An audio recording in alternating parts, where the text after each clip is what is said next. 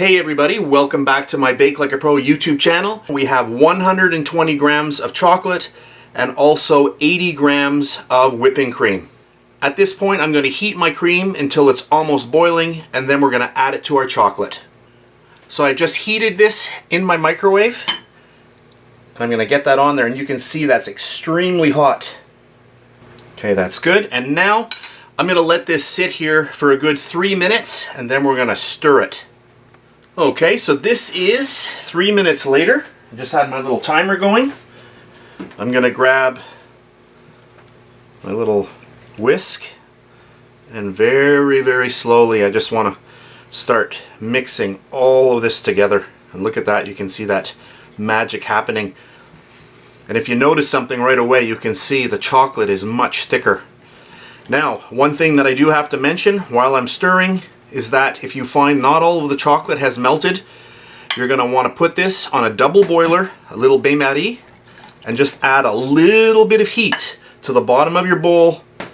Just let it get on there for about 10 seconds, impart a little heat, and that will melt the rest of the chocolate.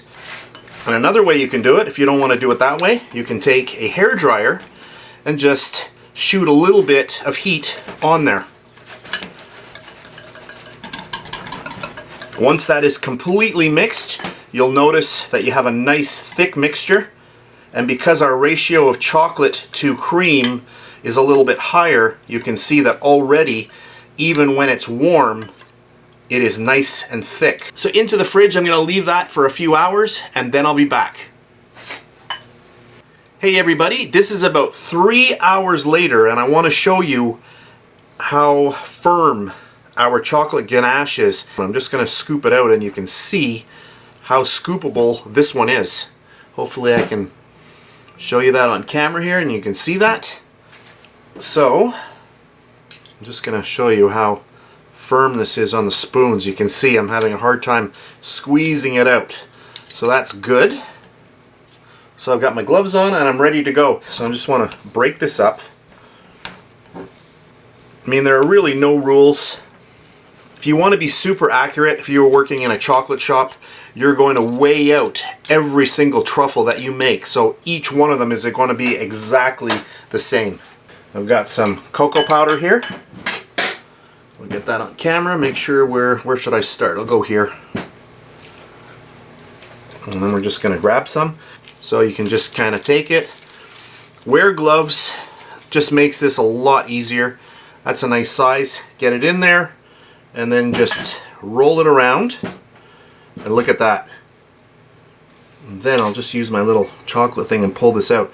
That's actually a nice size, right like that. Just get that up over there. So if you do have a scale and you really want to feel professional, you can weigh them out. So there's another one right into there. Any which way you can do. Do a bunch and roll them around and then take them out. So just try to keep them both the same size. That one there's a little bit bigger. Right into the cocoa powder. Shake it around. And look at that. And you know these are going to be very delicious. And if you know the prices of homemade truffles at your local chocolate shop, you can really appreciate how inexpensive they are to make at home. I'm going to cut into one of these. There we go. So let's zoom in and we'll cut that one. And then I'm just going to grab my knife and we'll go in, and I want to show you this. So a nice little cut. And we'll open that up. And now you can see inside. I'm just going to cut this again and then go in for a bite.